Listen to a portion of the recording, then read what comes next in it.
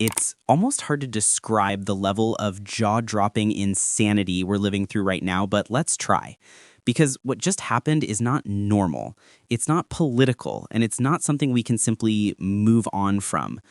Jack Smith didn't just file evidence. He detonated a legal bomb that ripped straight through Donald Trump's entire defense, exposed every lie he's been telling his supporters for years, and forced the Department of Justice into a position where they literally had to say the quiet part out loud, that we are, once again, in completely uncharted constitutional territory because a man under federal indictment just got himself elected president.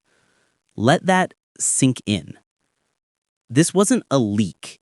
It wasn't a rumor. It wasn't anonymous sources whispering in the background. This was a documented, filed, official, on-the-record evidence dump. Hundreds of pages of witness statements, memos, phone logs, emails, private admissions, inside-the-room testimony directly from his lawyers, his aides, his advisors, his allies, his inner circle.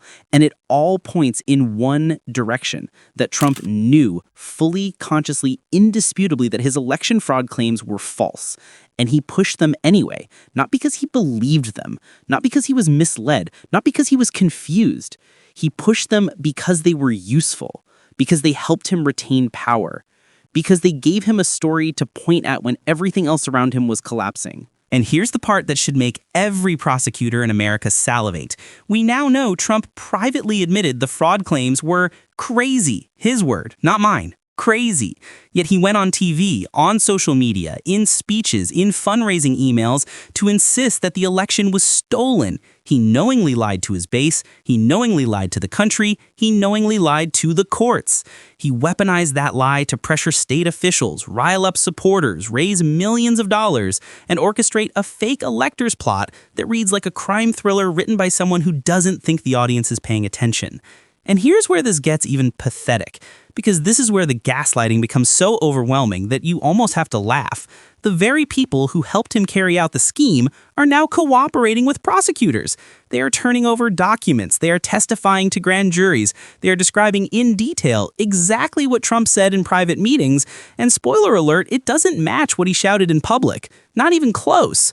Trump's defense isn't just falling apart. He's the one tearing it apart.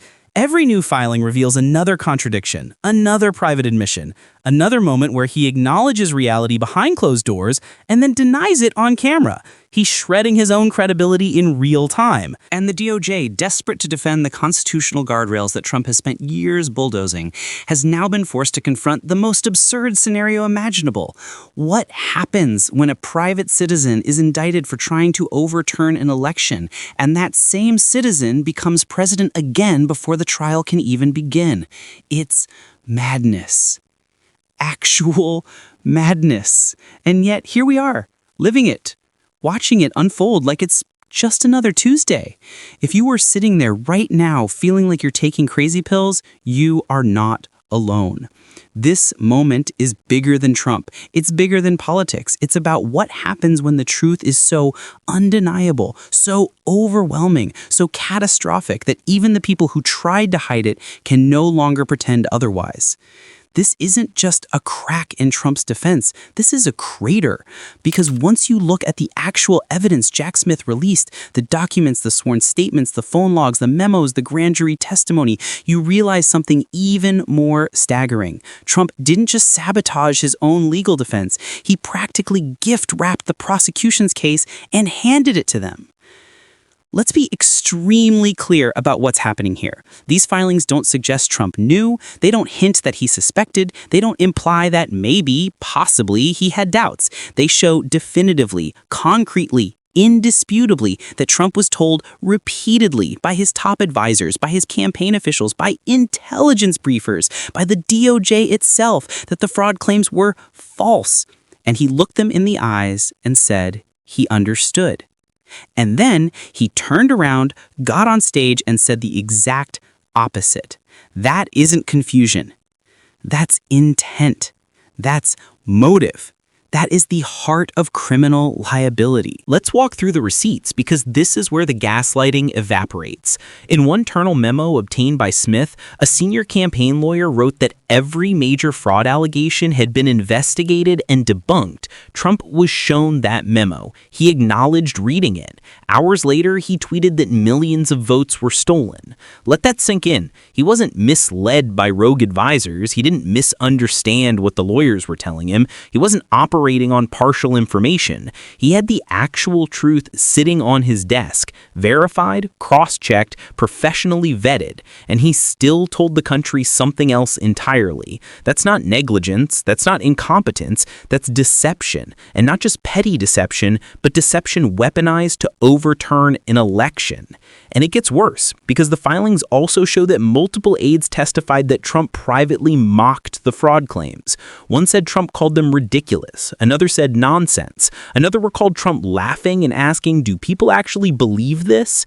Think about that. The man who built an entire political movement around the idea that the election was stolen privately thought those claims were a joke. He wasn't defending democracy. He wasn't protecting the integrity of the vote. He wasn't standing up for his supporters. He was using them. He was exploiting the trust of people who believed in him while admitting behind closed doors that the narrative he fed them was garbage. And honestly, it's pathetic. But the most explosive piece, the nuclear core of the evidence file, concerns the fake elector scheme. The filings reveal messages where Trump directly pushes for it, not just approving it, directing it. Pushing staff to accelerate the timeline, demanding updates, coordinating with lawyers, asking for alternative certificates ready for January 6th. There are even communications included in the filing showing Trump in real time asking whether the fake electors had been sent. That is not passive involvement. That is not peripheral awareness. That is active orchestration. And prosecutors don't need to prove that Trump physically typed the documents. They just need to show that he was part of the conspiracy, which these filings make abundantly clear. It's all right there. The receipts, the timeline, the intent, the motive, the conduct.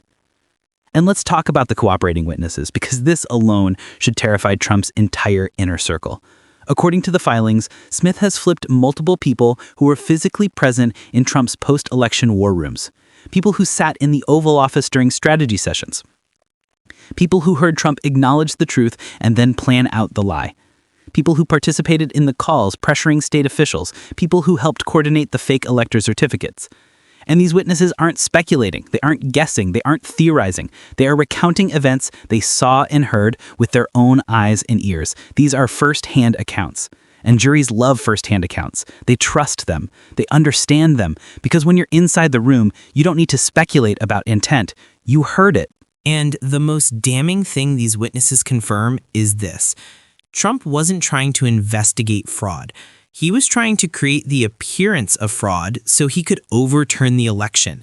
That's why the fake elector scheme mattered. That's why the pressure on state officials mattered. That's why the lies mattered. Trump didn't care whether the fraud allegations were true. He cared whether they were useful. And the filings show that every time he hit a legal or factual roadblock, he told his team to find a workaround. Not evidence, a workaround. Not verification, a workaround. It's not an error, it's a feature. Here's the reality that Trump's defenders don't want you to see. If he truly believed the election was stolen, he wouldn't need fake electors. He wouldn't need to pressure state officials. He wouldn't need to privately admit the fraud claims were nonsense. He wouldn't need to search for fringe lawyers who would tell him what the legitimate lawyers wouldn't. You only do those things when you know the truth isn't on your side. And that's exactly what these filings show.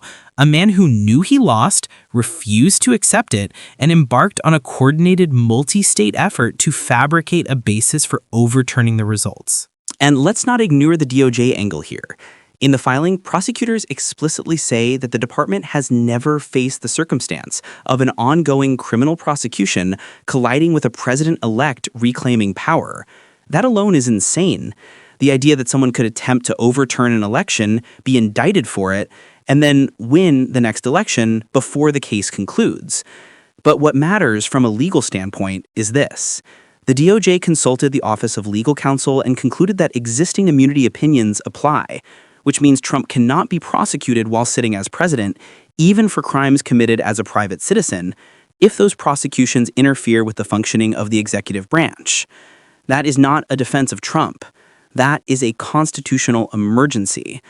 It tells you how catastrophic the evidence is. The department didn't dismiss the case because Trump was innocent. They dismissed it because the Constitution wasn't designed for a situation where a man indicted for trying to steal an election becomes president again before facing trial. The system isn't built for that level of corruption. And Trump knows it. And that's why, according to the filings, his team has been in absolute chaos. Smith's evidence dump blindsided them. They didn't expect the level of detail. They didn't expect the cooperating witnesses. They didn't expect the private admissions. They didn't expect the documentation, the time-stamped memos, the emails, the call summaries. They didn't expect the precision of the timeline. They didn't expect Smith to lay out step by step how Trump went from acknowledging defeat to engineering an entirely fictitious narrative about fraud so he could stay in power. Trump's team isn't scrambling because of politics. They're scrambling because the evidence is airtight. And they know it. Look at any major criminal conspiracy case, and this is the pattern every time. First, you get the documents. Then you get the witnesses. Then you get the cross-confirmation from both. And then the defendant is cooked. That's exactly where we are right now. Trump's lawyers aren't trying to disprove the evidence anymore. They're trying to delay accountability long enough for Trump to regain power so he can kill the cases, because that's the only strategy left. When the evidence is this overwhelming, the only defense becomes, don't let the trial happen. And if that doesn't tell you everything you need to know, nothing will. But wait, it gets even worse. Because once you zoom out from the immediate filings, once you step back and look at the last 8 years with a clear head, you realize something even more disturbing. This isn't an isolated moment. This isn't a glitch in the matrix. This is the culmination of a pattern of behavior Trump has repeated again and again and again. The lie in public, the admission in private, the exploitation of power, the denial of responsibility, the weaponization of institutions, and the constant reliance on chaos as a political strategy. Every single time Trump has been backed into a corner, he's used the same playbook. The only difference is that this time the receipts are stronger, the witnesses are closer, and the stakes are infinitely higher. And let's be extremely clear about something. None of this should be surprising. Trump has been telling us who he is since day one.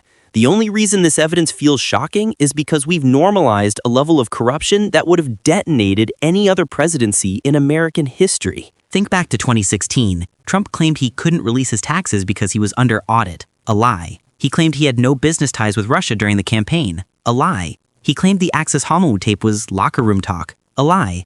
He claimed the Ukraine call was perfect. A lie. And each time, the pattern was identical. Deny in public, admit in private, hide the evidence, attack the investigators, weaponize political allies, and rely on the public's exhaustion to survive the scandal. He did it with the Mueller investigation. He did it with the first impeachment. He did it with the second impeachment. He did it with the classified documents case. He did it with the civil fraud case. And now we're seeing that he did it with the election lies too. Only this time the evidence is so overwhelming that even the DOJ had to acknowledge the magnitude of what they were dealing with, even as they moved to dismiss.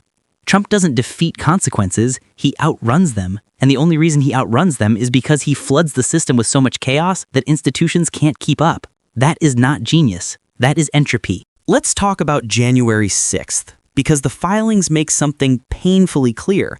January 6th wasn't spontaneous. It wasn't organic. It didn't come out of nowhere.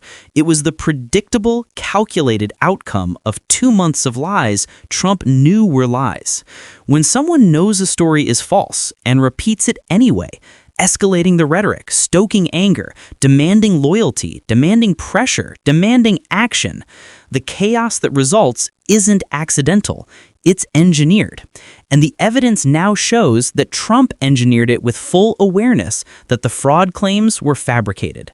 There are aides in these filings who testified that Trump privately acknowledged he'd lost, then went on stage and said the exact opposite. There are aides who testified that he admitted the fraud allegations were crazy, then turned around and told supporters the election was stolen. That's not delusion. That's manipulation. And manipulation is a strategy. Consider how Trump handled COVID. In February 2020, on tape, he told Bob Woodward that the virus was deadly and airborne. And then he told the public it was nothing, it would go away, it wasn't serious. The pattern is the same. Truth internally, lies externally. He didn't just misunderstand the facts, he hid them. He weaponized the narrative because the truth was inconvenient. And that brings us right back to these filings, because the truth about the election was inconvenient too. It didn't fit the story. It didn't fit the grievance. It didn't fit the mythology he needed to justify clinging to power. So he did what he's always done. He ignored the truth, created his own version of reality, and forced everyone around him to either embrace the lie or be cast out. The only difference now is that some of those people finally broke and told prosecutors what really happened. And their testimony is devastating. And it's not just the pattern of lying, it's the pattern of seeking out enablers. The filings show that Trump rejected lawyers who told him the truth and elevated lawyers who told him what he wanted to hear. That's the same thing he did with Sidney Powell, Rudy Giuliani, John Eastman, Jeffrey Clark, fringe actors he dragged into the room because the legitimate lawyers refused to break the law for him. He has always surrounded himself with people willing to feed his delusions. And when the people closest to him finally refused, he replaced them. That's why the filings detail so many moments where Trump says one thing in private and then brings in someone new who will repeat something entirely different in public. He manufactures consent by firing reality and hiring fiction. And again, this isn't new. This is how he has always operated, from his business empire to his White House. Reality is optional, loyalty is mandatory. And let's not pretend this dynamic exists only inside Trump's circle. Look at the Republican Party. How many Republican leaders privately acknowledged that Trump lost? How many said privately that the fraud claims were ridiculous? And how many then went on TV and defended those same claims because they were terrified of losing Trump's base? The filings highlight cooperating witnesses, but you better believe there are far more who haven't cooperated publicly, but who told investigators the same thing, that Trump knew the truth and didn't care. And yet the party continues to pretend otherwise because the cost of honesty in Trump's political world is exile. Trump has conditioned an entire political movement to reject truth whenever it threatens his power. That's not a political party. That's a personality cult. And it's why the filings hit so hard, because they prove what many Republicans have been too cowardly to say out loud. Trump wasn't misled by advisors. He misled the advisors. He wasn't duped. He did the duping. The historical precedent here is terrifying. Democracies don't collapse overnight. They decay through patterns. And Trump's pattern, deny, deflect, lie, escalate, blame, attack, is the same pattern we see in every authoritarian slide across history. Not because Trump studied authoritarianism, but because authoritarianism emerges naturally from leaders who can't accept reality and can't tolerate dissent. These filings expose Trump's authoritarian instinct in its rawest form. When the truth didn't serve him, he rejected it. When the system didn't serve him, he tried to break it. When the voters didn't serve him, he tried to overturn them. That's the pattern, and it's not subtle. Think about Nixon. He tried to cover up a burglary. Trump tried to overturn an election. Nixon used hush money. Trump used fake electors. Nixon used the CIA to derail an FBI investigation. Trump tried to weaponize the DOJ to seize voting machines. Nixon resigned when his party abandoned him. Trump's party embraced him. And that's the most dangerous pattern of all, because institutions don't fail when a corrupt leader emerges. Institutions fail when the people around him decide that enabling corruption is easier than resisting it. And that's what happened here. Trump's lies metastasized into a national crisis because people made the choice to repeat them. And now the filings show, beyond any reasonable doubt, that the people repeating those lies knew they weren't true. There's a reason the founders warned about demagogues. There's a reason they insisted on checks and balances. They understood that democracy isn't self-sustaining, it's fragile. It depends on the character of the people entrusted with power. And when someone without character rises to that position, the system must have mechanisms to stop them. That's what makes these filings so important. They aren't just evidence of a crime, they are evidence of a constitutional stress test. And we failed. The system bent under the weight of a man willing to do anything to stay in power. And the only thing preventing it from breaking was luck, resistance from a few key officials, and the fact that Trump's own incompetence slowed down his most radical plans. That's not a durable defense of democracy. That's a near miss. And here's the part that should keep every American awake at night. Trump learned from that near miss. The filings show that he now understands how the system works and how to exploit it. He knows which officials resisted him last time. He knows which pressure campaigns failed. He knows where the guardrails bent and where they held. And if you think he won't use that knowledge next time, you haven't been paying attention. Trump doesn't retreat. He recalibrates. And the pattern of recalibration is already visible. Loyalty tests, purges of dissenters, promises to terminate the Constitution, pledges to turn the DOJ into a personal weapon, threats against political enemies. These filings don't just show what Trump did, they show what he intends to do, because the pattern hasn't changed, it's evolved. And make no mistake, the people defending Trump right now know all of this. They know the fraud claims were false. They know the fake elector scheme was illegal. They know the evidence is overwhelming. They know Trump privately acknowledged defeat. Their defense isn't rooted in truth. It's rooted in fear. Fear of Trump, fear of his base, fear of losing power. And that fear is the fuel that keeps this pattern alive. Because the moment people stop being afraid, the whole facade collapses. These filings are a threat to Trump not just because they prove his guilt, but because they expose the pattern he has relied on for years. And once a pattern is exposed, it loses power. Trump's pattern was always obvious, but now it's documented. It's in filings, it's in sworn statements, it's in memos, it's in transcripts, it's in emails, it's in testimony. You don't have to speculate anymore. You don't need to guess. The evidence is sitting in front of us, spelling out in excruciating detail exactly how Trump operates. That's why he's panicking. That's why his team is melting down. That's why the GOP is scrambling, because they all know what comes next. Patterns don't just tell us what happened, they tell us where we're going. And where we're going, if this continues, is a place the country may not be able to come back from. And that's where the real danger lies. Because if this pattern continues unchecked, if the institutions that barely held last time are asked to withstand this again, we're not looking at a hypothetical constitutional crisis, we're looking at an inevitable one. Because Trump isn't coming back into power with any illusion about what the system can or cannot stop. He's coming back with a blueprint, a literal, documented roadmap of every guardrail that slowed him down in 2020, and the filings make clear that he intends to dismantle those guardrails one by one. Think about it. The DOJ's filing didn't say Trump was innocent.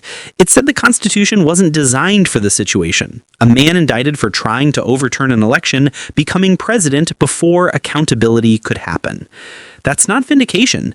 That's a warning flare. That's the system telling us it is not equipped for someone who is willing to break it. Because next time, there won't be aides whispering to prosecutors after the fact. There won't be cooperating witnesses describing private admissions.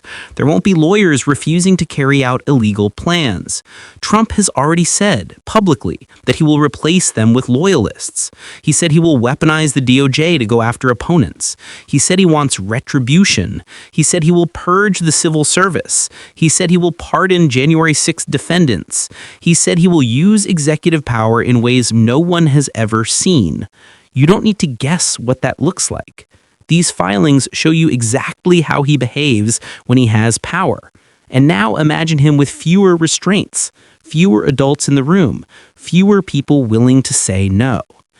The guy who tried to overturn the election while admitting his claims were nonsense is now being handed the perfect opportunity to finish what he started. That's the stakes here. And it's not fear-mongering to spell this out. It's reality. If you are watching this and feeling that familiar, am I the only sane person here, frustration, you're not alone. The filings don't just expose past misconduct, they expose the future. Because the entire scheme, the pressure campaigns, the fraud, the fake electors, only failed because key people refused to go along. And those are the exact people Trump is vowing to never hire again. He wants a government of enablers, not guardrails, a Justice Department that protects him, not the Constitution, a Congress that obeys him, not oversight, a public that believes the lie, not the evidence. And if he succeeds in building that system, then this, right now, will be remembered not as the final warning, but as the missed opportunity to stop it. So yes, Jack Smith's evidence is devastating. Yes, Trump shattered his own defense. Yes, the truth is now public record. But the question isn't whether the evidence exists. It's whether we care enough to act on it. Democracies don't survive on documents alone. They survive on people. People willing to confront reality, even when it's uncomfortable, even when it's dangerous, even when the loudest voices are insisting you ignore the obvious. We're at that moment. The filings gave us the truth. The pattern gave us the context. The future will show whether we learned anything. Because if we haven't, then the next crisis won't come with warnings. It will come with consequences. And at that point, no filing, no witness, and no prosecutor will be able to stop what's already in motion. Make no mistake, the stakes have never been higher.